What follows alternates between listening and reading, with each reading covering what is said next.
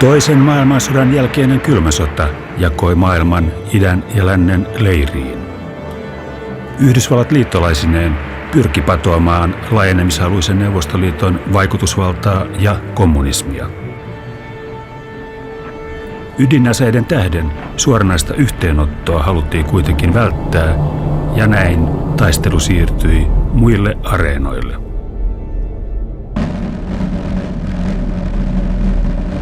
Kylmän sodan kuumimpina hetkinä 1950-luvun lopulla ja 60-luvun alussa taistelua ihmismielistä käytiin niin maalla, merellä kuin ilmassa.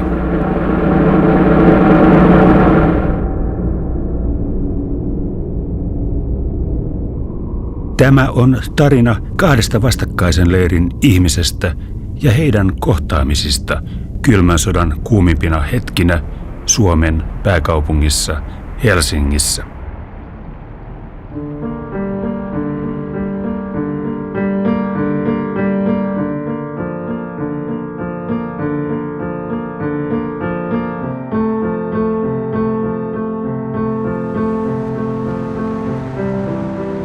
Tämä tarina jäi melkein kertomatta. CIA:n arkistojen auettua tutkija Hannu Rautkallio perehtyi Washingtonissa vakoilun vainoharhaiseen maailmaan ja aivan sattumalta törmäsi toistuvasti 1950- ja 60-lukujen vaihteen Suomeen sijoittuviin arkistodokumentteihin. Niissä mainitaan Neuvostoliiton silloinen Helsingin konsuli Grigori ja mystinen CIA:n agentti koodinimi AE5, nainen, jonka seurassa konsuli Golub vietti huomattavan paljon aikaa. Puhtaan sattuman kautta Rautkallio jäljitti salaperäisen AE5 ja sai sovittua tämän kanssa tapaamisen.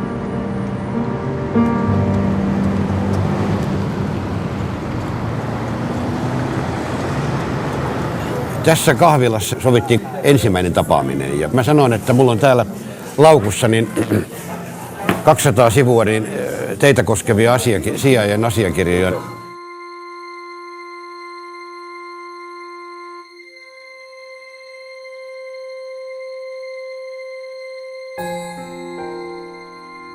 That was the first time that I found out about my previous life.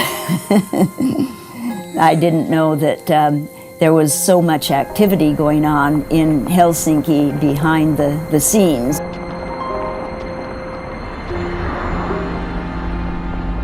Suomalaiset sukujuuret omaava Karen Eriksson jatko-opiskeli Fulbright-stipendiaattina Helsingissä vuosina 1959–60 ja teki siinä sivussa patriottisista syistä tiedustelualan palveluksia CIA:lle koodinimellä AE5.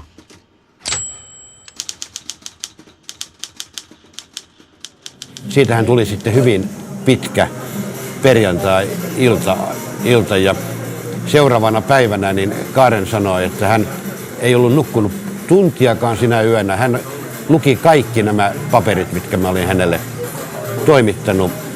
toimittanut ja siinä oli hänen henkilöhistoriansa Helsingistä vuodelta 1960 ja se olikin aikamoinen henkilöhistoria.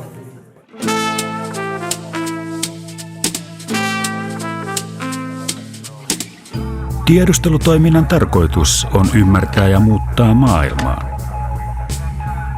Erityisesti kansakunnat, jotka haluavat ulottaa valtansa rajojensa ulkopuolelle, tarvitsevat tietoa tulevasta.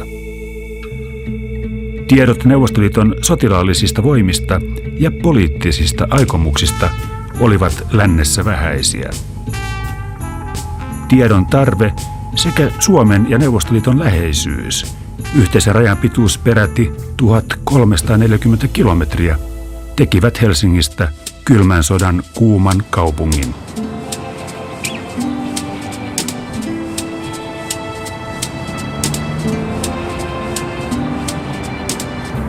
Suomi kylmän sodan aikana oli erityisen poikkeuksellinen pakoilumaa senkin takia, että Suomesta amerikkalaiset saivat hyvin nopeasti viisumin Neuvostoliittoon. Ja tämä selittyy myös sillä, että Suomessa oli enemmän amerikkalaisia stipendiaatteja, näitä Asla Fulbright-stipendiaatteja kuin missään Länsi-Euroopan maassa väkilukuun nähden. Ja näitä samoja amerikkalaisia turisteja ja opiskelijoita myöskin Neuvostoliitto pyrki rekrytoimaan omiin tarkoituksiinsa ja tuloksenahan oli kaksoisagentteja, ellei triple agents. Karenin Helsingin vuosina hänen ja neuvostodiplomaatti Grigori Golubin välillä syntyi poikkeuksellinen ystävyyssuhde. Se alkoi tiedustelupalvelujen tarpeista, mutta muuttui hyvin pian kahden toisiaan arvostavan ihmisen syväksi intellektuaaliseksi suhteeksi.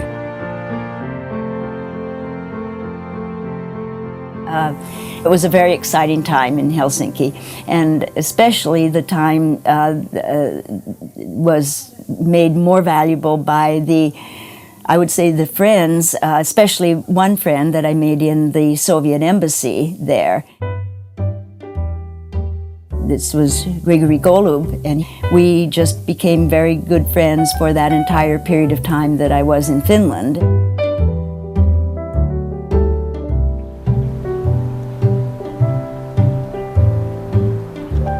Kuin ihmeen kautta löysimme yli puoli vuosisataa sitten Helsingissä diplomaattina ja KGB:n upseerina toimineen 90-vuotiaan Grigori Golubin Datsaltaan Moskovan lähistöltä.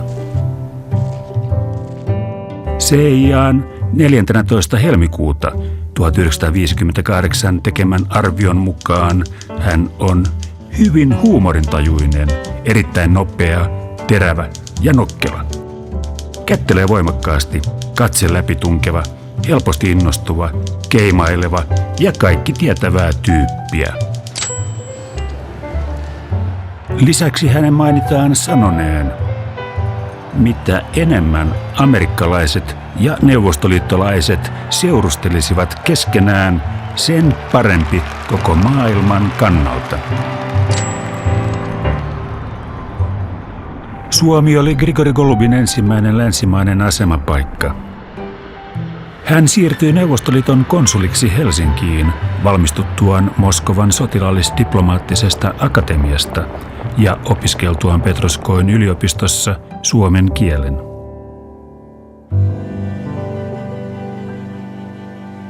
Это для меня был шоковый удар первый сразу. Когда я увидел, как они живут, вы знаете, магазины, еда, продукты, обилие этих продуктов, качество этих продуктов, отношение финнов к этим делам. Это меня потрясло. Кроме того, вы понимаете, буржуазный мир по сравнению с нашим миром тех лет, это настолько непонятно даже, как это могло быть у нас.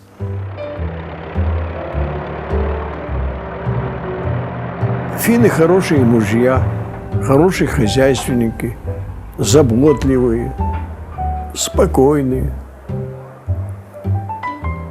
Так что я, во всяком случае, сколько ездил, сколько объездил семей, все были нормально, как это говорят, счастливы.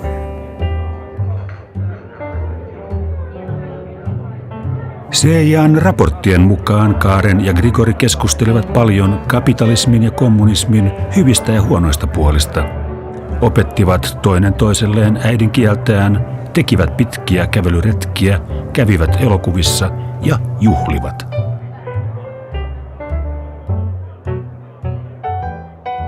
Она прекрасно готовит, она обаятельный человек. Интересная, молоденькая, но такая интересная, что с ней было очень интересно. Но разведывательную сторону я сказал нет.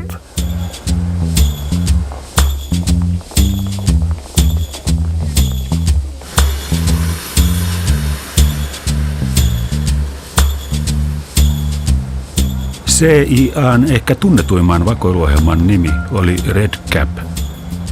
Sen nimi juonsi entisajan rautatieasemien punahattuisista kantajista.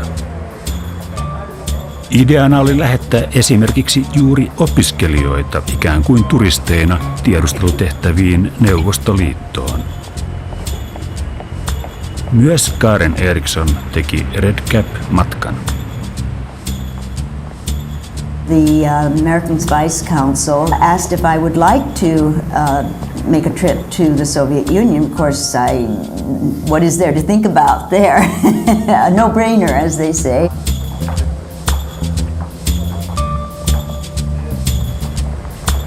He said when I came back that he would like to know what I had observed in the Soviet Union. Well, I thought that was an easy enough way to get to see the Soviet Union.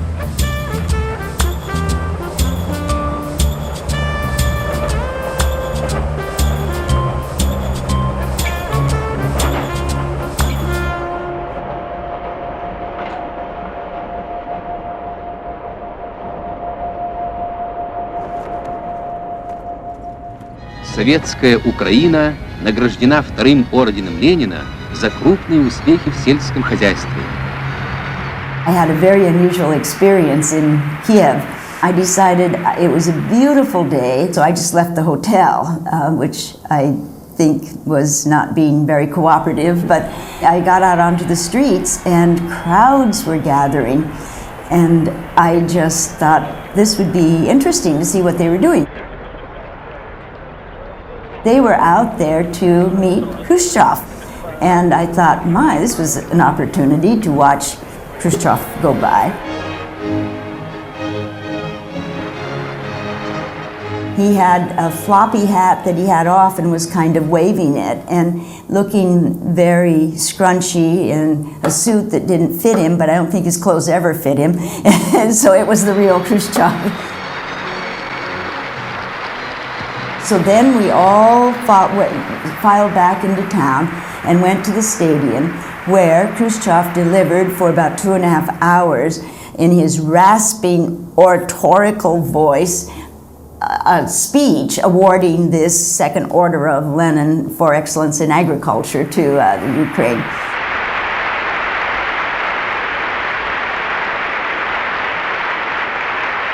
It was quite an adventure.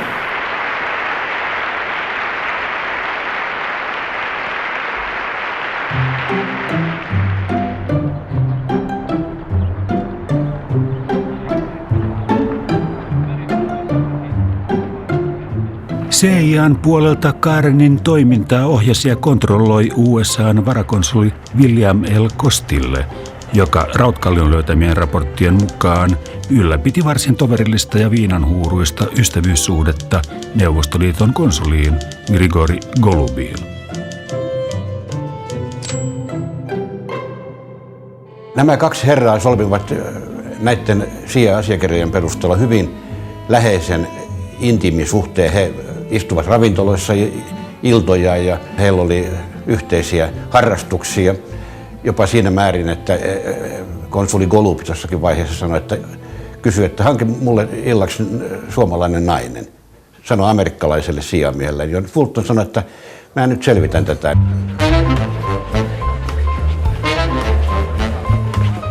Ja hän selvitti sen Suomen valtiollisen poliisin kautta, joka toimi taas amerikkalaisten kanssa, siis 50-60-luvulla hyvinkin tiiviissä yhteistyössä.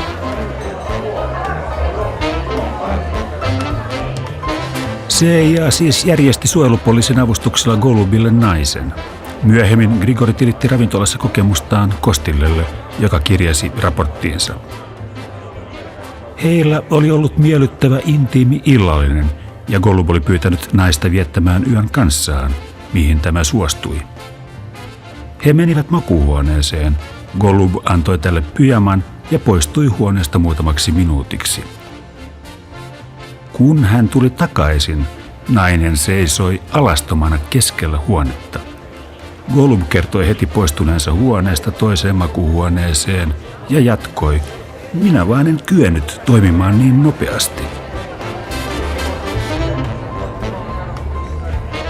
No, näillähän nyt toimenpiteillä ei ollut mitään tekemistä varsinaisen diplomaattisen työskentelyn kanssa. Tämä kuvaa sitä avomielistä kanssakäyntiä, jolla kahden maan niin kuin ammattimiehet toimivat. Я в американском посольстве. Это моя работа была. Я знал всех их разведчиков. Посольство огромное. И все офицеры, полковники. Военный атташат был человек 20, и все в высоких званиях. Ну, они все время ездили. Москва-Хельсинки, Москва-Хельсинки. Они работали серьезно.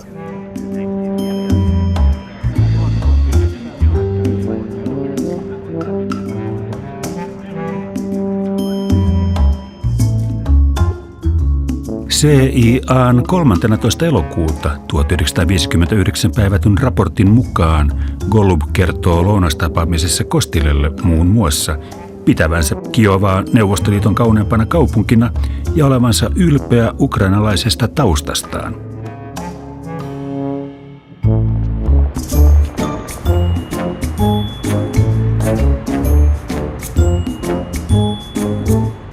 Golub kertoo seuraavan asemapaikkansa olevan New York, minne hän menee mieluummin kuin Washingtoniin, jossa joutuisi olemaan suurlähettilään peukalon alla, kun taas New Yorkissa voisi olla oma herransa.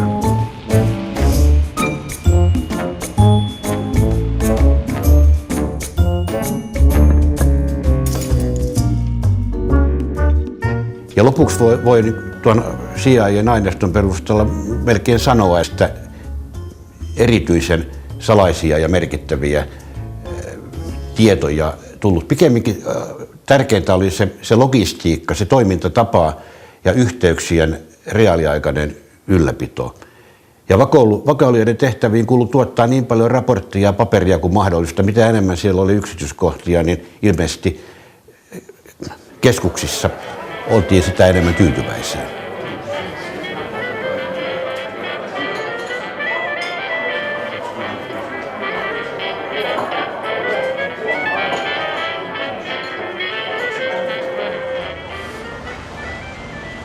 Helsingin ydinkeskusta, Urho Kekkosen katu 8. Grigori Golub asui tässä talossa. CIA:n raporttien mukaan hän järjesti usein edustuskodissaan alkoholipitoisia juhlia, joita diplomaattikielellä kutsuttiin vastaanotoiksi. Asiakirjojen mukaan Karen Eriksson raportoi juhlista CIA:n Kostillelle, mutta miten Karen oli alun perin tutustunut Golubiin?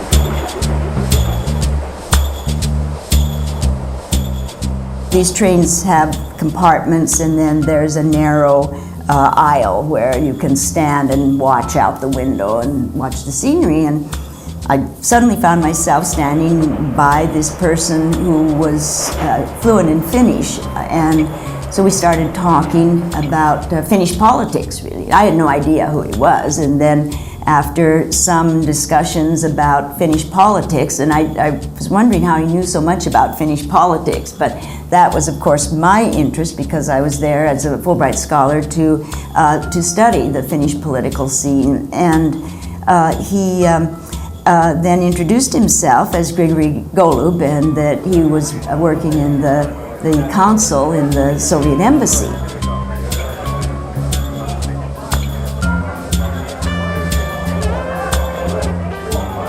Она какая-то, ей было там лет 20 с небольшим. Она готовила диссертацию, по-моему, в Финляндии. Она политикой занималась, она политолог. И была у нас в посольстве. Она произвела впечатление не на меня, а на кого-то из наших других работников, которые сказали, вот эта девочка может представлять большой интерес для нас, потому что она настолько способна сближаться с руководителями, она даже была проездом в Киеве, где-то как туристка и так далее. Она взяла интервью у Хрущева. Как она к нему проникла, не знаю. Она была в Финляндии, она была девчонка. Но, тем не менее, она брала интервью у Кекконена, у председателей партий других, у Фагергольма, у Лескинина. Понимаете, она обладала каким-то способностью сближения с руководителем, с людьми, которые ей интересны. И поэтому меня направили, сказали, посмотри на эту девочку. Она американка, финского происхождения, она может быть интересна. А когда я с ней познакомился, я понял, что она не нужна нам. Я сказал, что у меня не будет к ней разведывательных интересов. Мы просто будем с ней поддерживать отношения, поскольку она действительно интересный человек и может много рассказать о сути политической обстановки в стране.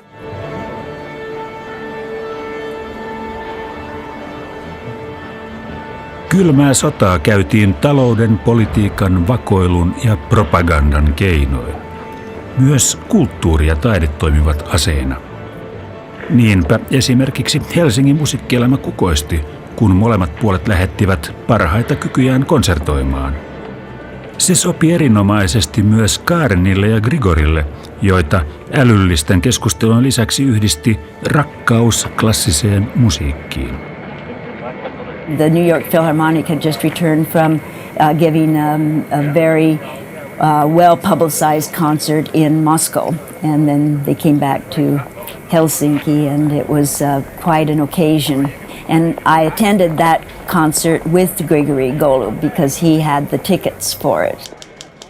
CIA:n raportti kertoo KGB:n Golubin saaneen 2 lippua Leonid Bernsteinin Helsingin konserttiin nimenomaan CIA:n Kostillelta. CIA siis pyrki tukemaan Karenin ja Grigorin suhteen syvenemistä. Ehkä tavoitteena oli houkutella mukavaa elämää arvostava Golub loikkaamaan länteen. I remember standing for singing the U.S. national anthem and the Finnish national anthem, and it was very interesting to be standing beside someone who politically was the enemy of the U.S., a Soviet council, and for us both to be standing for the national anthems of countries, of course my native country, the U.S., but then for the Finnish national anthem. And we both sang that in Finnish.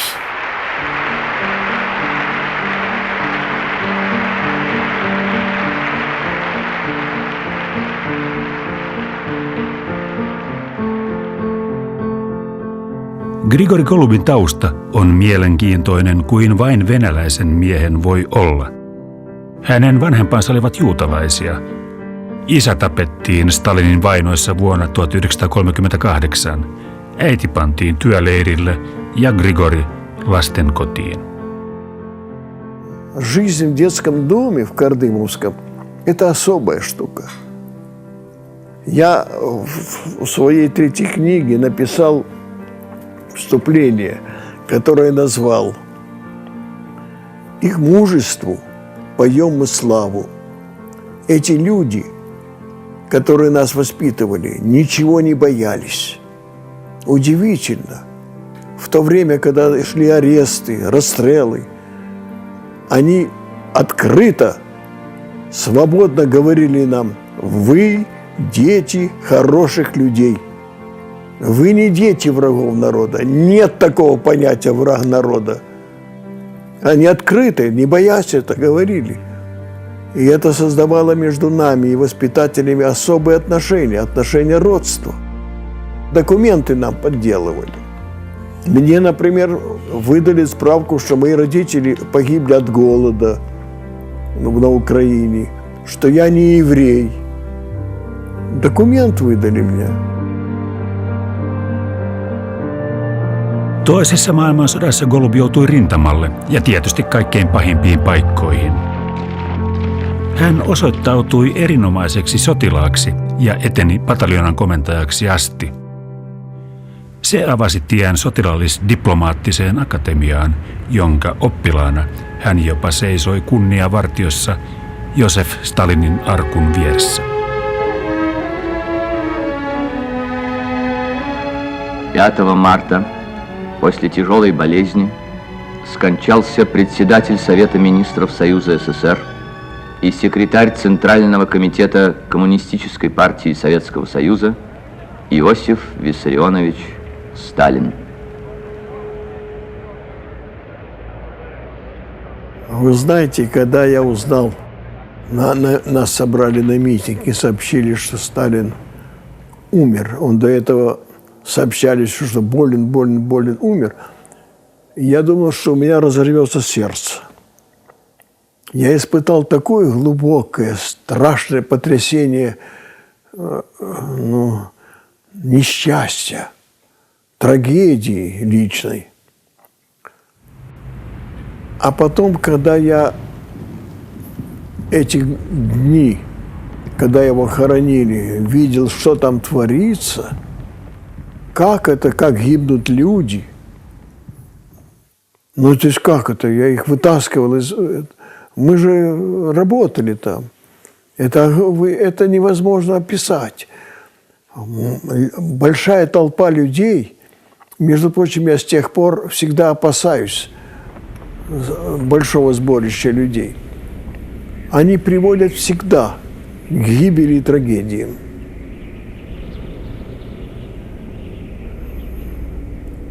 Какая-то произошла, понимаете, слишком долго, в течение недели. Человек не может находиться в состоянии печального, так сказать, трагического стресса. А вот эта работа по спасению людей, дети, женщины, эти огромные кучи сумок, галош, ботинок, шапок, растерзанная одежда, разбитые тела. Все это, конечно, сгладило. А через некоторое, в течение довольно близкого времени все прошло, как будто не было горя, не было трагедии, что он умер. Он умер и умер. Вот так. Это мое впечатление.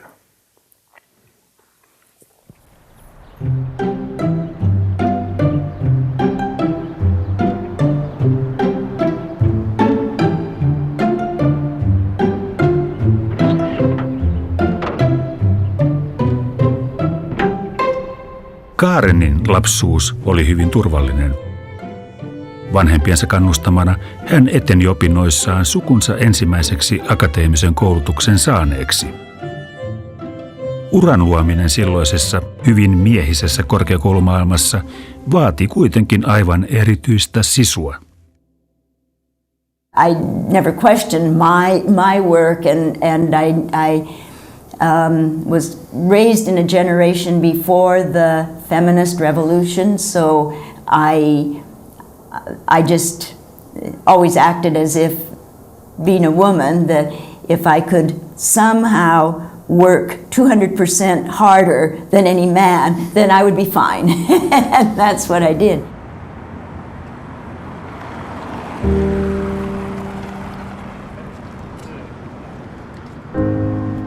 Sekä Karen että Grigori jättivät Helsingin taakseen keväällä 1960. Karen palasi Bostoniin, Grigori Moskovaan. Makean elämänmakuun päässeen Grigorin haave konsulin hommasta New Yorkissa tyssäsi kuin seinään. Silloisen vaimonsa tähden hän sai kenkää KGB:stä ja putosi neuvostoyhteiskunnan pohjalle. Ой, это особая страница моей жизни. Она меня подкузмила здорово. Написала письмо в ЦК, что я обманываю, что я еврей, что мои родители репрессированы. Ну, там знали, конечно, но тем не менее.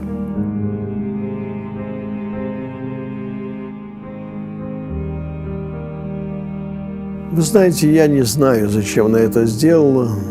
Может быть, это Еропкин подсказал, хотя он был очень интересный человек, и профессор, доктор, и право, такой солидный. Не мог пойти на это. Вот сработало что-то в ней. Может, ей показалось, что я слишком близок с кем-то из женщин, ревность какая-то до нее дошла. Не знаю, она уже была женой другого человека, но сделала вот такую штуку. Зачем?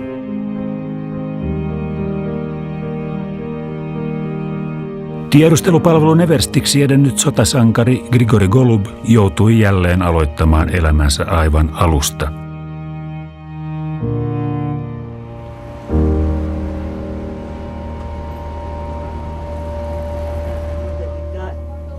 Karen Erikssonia odotti nousukiitoinen ura ja uudet elämänvaiheet. I started my doctoral work at Harvard, and I was there for 4 years. I took my examinations, and then I left the U.S. to get married. I got married in the U.S., but we moved to Norway. My husband was a Norwegian, and he was a docent at the University of Oslo in international politics.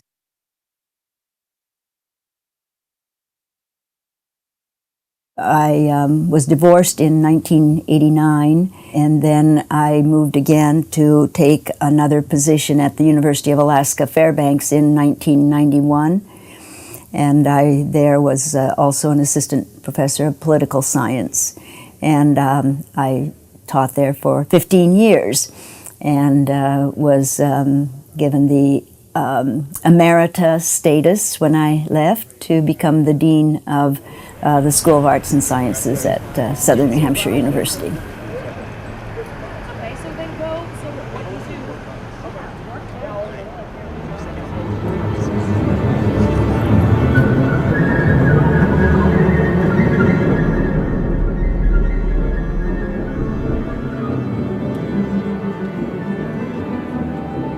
Kylmän sodan katsotaan päättyneen Neuvostoliiton luhistumiseen 1990-luvun alussa. Vaikka maailmassa on edelleenkin jännitteitä, se ei kuitenkaan ole enää kaksinapainen. Karenille ja Grigorille jäi kuitenkin kylmästä sodasta hyvin lämpimiä muistoja. I have a special place in my china cabinet for some of the very happy little gifts that Grigori gave me during the time that we met in Helsinki. One of the very precious gifts, actually, is this collection of Russian dolls from each of the republics of the Soviet Union at the time. And the dolls look very different. And each one has a character, especially in the expression on their faces. And then we have the doll that Grigori always had a lot of fun with. He said, "Look, here's a little girl, and this part of her says yes, yes, but this part says no, no." So the head goes in a different direction from the body. Она мне подарила игрушку, которая у меня сейчас здесь. Я ее сохранил. Вот она. Вот эту игрушку на Рождество она мне подарила. И вы представляете, уже этому песику уже более 50 лет. Тут была вставлена музыкальная такая штучка. Очень хорошая музыка была. Но это моя дочь вытащила и сломала. Но вот сохранился, песик сохранился.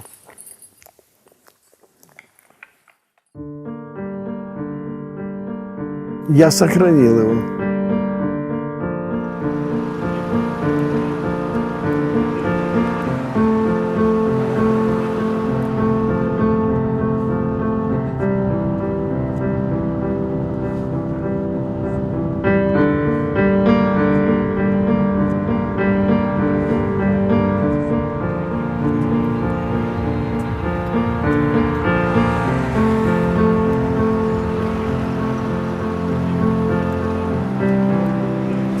surprise to me is that Moscow is a large international city.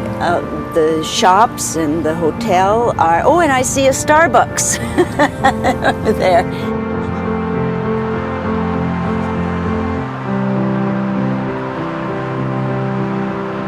You know, I was in Moscow under Khrushchev, and now I'm in Moscow under Putin. And I think Moscow lives no matter whether it's Khrushchev or Putin.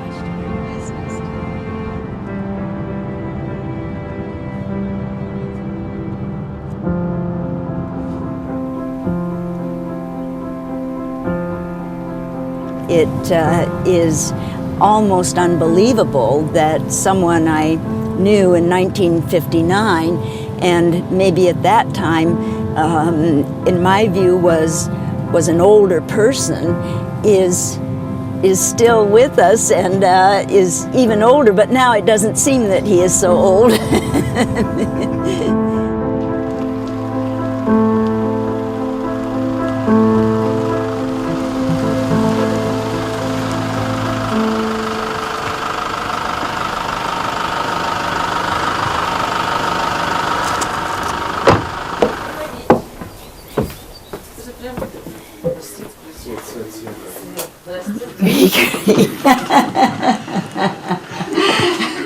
Monta vuotta sitten. Hei. No, mitä kuuluu? Voi voi.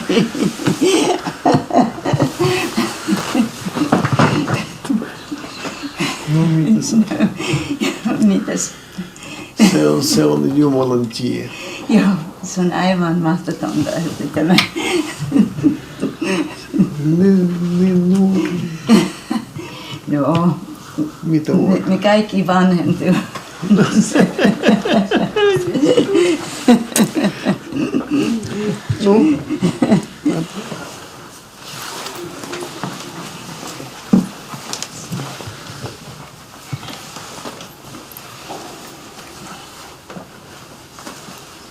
On menty 50 vuotta. 53 vuotta oikeastaan. 50? Joo. Ja sinä muistaa suomen kieli. Se on ainoa kieli, mitä me... Kiitos. Minä pelkään, että unohtuu kaikki suomen kieli. Se on unohdettu. Istukaa. No, kiitos. Oh, jo se on se pikku koira. Voi, sillä vielä on tää. Voi, hän on vanhentunut. Ei sinä, mutta hän on. Lapseni, muistatkin lapseni. Joo. Sinulla on vielä tuo. No. Aivan. Minä muistan kaikki. Joo. Jokainen hetki muistan. Ajattelen, että siis 53 vuotta sen jälkeen, että me olisimme tavannut. Minulla on 3 lasta. Joo. Ja vanhin on tytär ja sitten se toinen on poika ja sitten nuorin on tytär. Minun poikani on viulisti. Hän on naimisissa. Joo, minulla on 2 lastenlasta. Tämä oli ainoa siis niin kuin nykyään kuva hänestä, mutta hän soittaa hyvin kauniisti. Näyttääkö samanlainen? Ja sinulla on, siis minä kuulin, siis se on aivan onnettomuus, että sinun, joo. Se on tragedia. Joo. Elämä on totisesti koetellut Grigori Golubia. Viimeisin isku oli tyttären menettäminen hurjassa risteyskolarissa Moskovan keskustassa vuonna 2012. Grigorin tytär Marina Golub oli Venäjän tunnetuimpia näyttelijättäriä.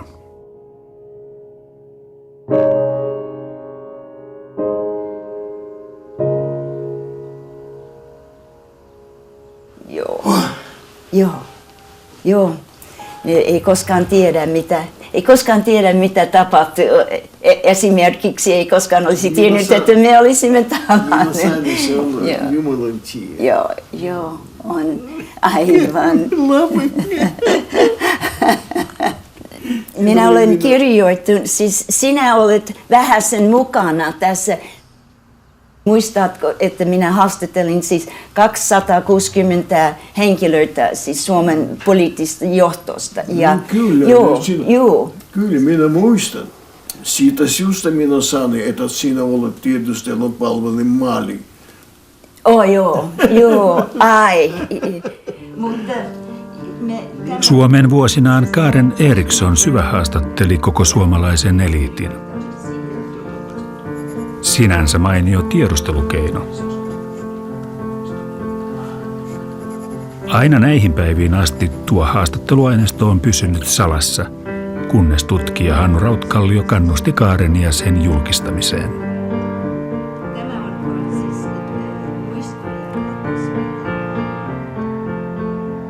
Tietysti, minä en kertonut mitä kenellekään, että olen tiedustelupalvelun upseeri.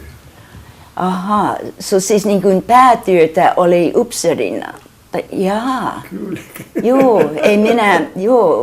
No, sinä et sano minulle tuota. En sanonut kenellekään. Ei, joo. No se on mielenkiintoinen.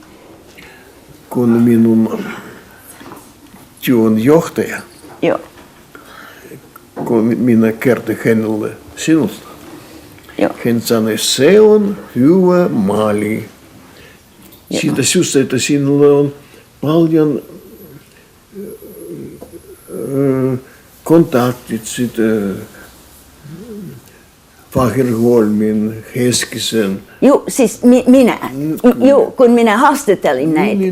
Joo. Ja se kiinnostaa meitä. Aha, okei. Ja minä vain... Mutta minä sanoin hänelle, ei siitä mitään tullut. Se ei kiinnosta minua. Aha. Mutta juuri siitä minä sanoin, se Karin kiinnostaa minua kuin Karin, ei muuta. Hyvä. Joo. Na zdrowie.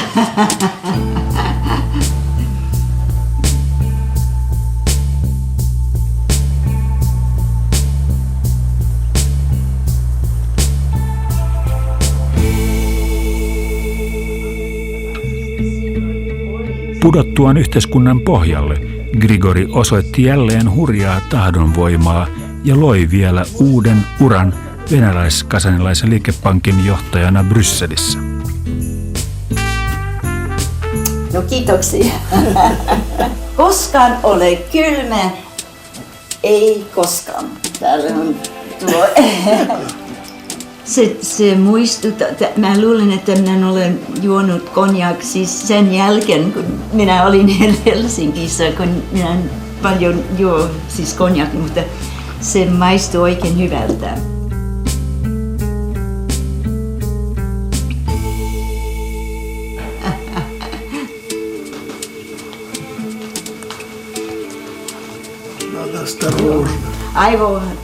Arvo on hyvin kirkas, mutta tossut ei tahto tottua. Tämä on ollut niin suuri yllätys ja onnea. Minun täytyy sanoa, että ei olisi ajatellut, että meillä olisi tämän hetken. Okay. No oli oikein hauska nähdä taas.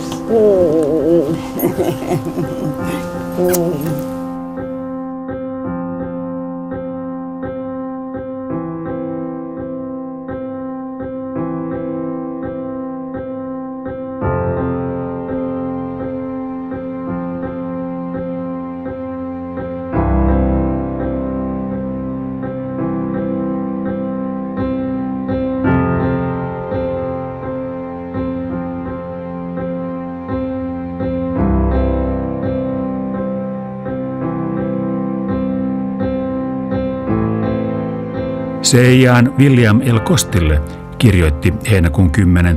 1959 päivätyssä raportissa Karen Erikssonista. Hyvin älykäs, itsenäinen luonne, melko viehättävä, tietoinen ja reagoinnissaan hyvin nopea ja tarpeen tullen aggressiivinen pyrkiessään saamaan sanottavansa lävitse.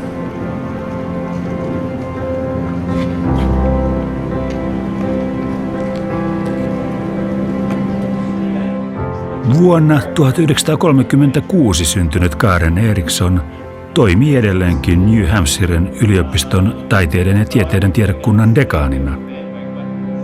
Well, have a good first day of class. All right, thanks.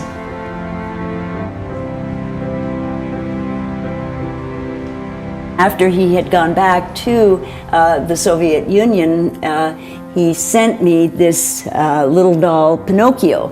And he wrote on the box that, well, this doesn't quite look like me, but maybe there's something about this doll that will remind you of me. Not quite sure what it is, but I thought that it was almost so counterintuitive that I've always liked to have Pinocchio there to remind me of some of the very surprising things that Grigori seemed to come up with.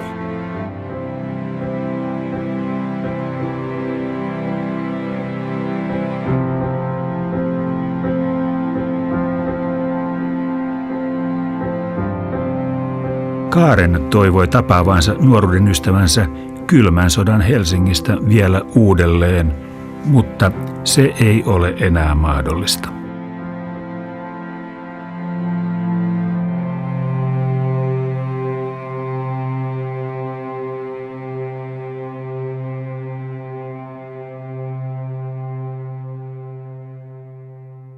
The debates and the differences that we were both representing, coming from our different cultures, beneath that there was something much more powerful, and I would call it simply friendship.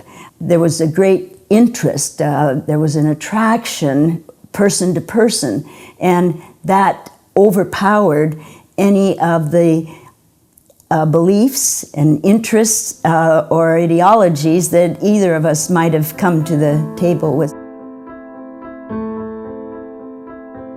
Being people together was more important than being representatives of political entities, if you will. We did not have a past and we had no future, so we just acted in real time. So everything was real about that relationship.